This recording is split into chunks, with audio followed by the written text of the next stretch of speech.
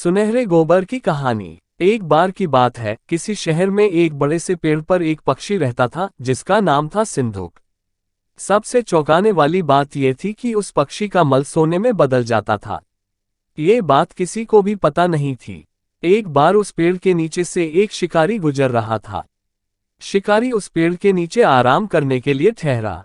वो आराम कर ही रहा था कि इतने में सिंधुक पक्षी ने उसके सामने मल त्याग कर दिया। जैसे ही पक्षी का मल जमीन पर पड़ा, वो सोने में बदल गया। ये देखते ही शिकारी बहुत खुश हुआ और उसने उस पक्षी को पकड़ने के लिए जाल बिछाया। सिंधुक जाल में फंस गया और शिकारी उसे अपने घर ले आया। पिंजरे में बंद सिंधुक को देख शिकारी को चिंता सताने लगी कि अगर राजा को इस बारे में पता चला तो वो न सिर्फ सिंधुक को दरबार में पेश करने को कहेंगे बल्कि मुझे भी सजा देंगे। ये सोचकर डर के मारे शिकारी ने खुद ही सिंधुक को राज दरबार में पेश कर राजा को सारी बात बताई। राजा ने आदेश दिया कि सिंधुक को सावधानी से रखा जाए और उसे अच्छे से खाना खिलाया जाए। ये सब सुनने के बाद मंत्री ने राजा को कहा, आप इस बेवकूफ शिकारी की बात पर भरोसा मत कीजिए।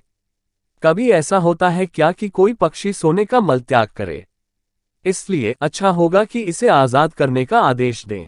मंत्री की बात सुनकर राजा ने चिड़िया को आजाद करने का आदेश दिया। सिंधुक उड़ते उड़ते राजा के दरवाजे पर सोने का मल त्याग करके गया। ये देखते ही राजा ने मंत्रियों को उसे पकड़ने का आदेश दिया, लेकिन तब तक वो पक्षी उड़ चुका था।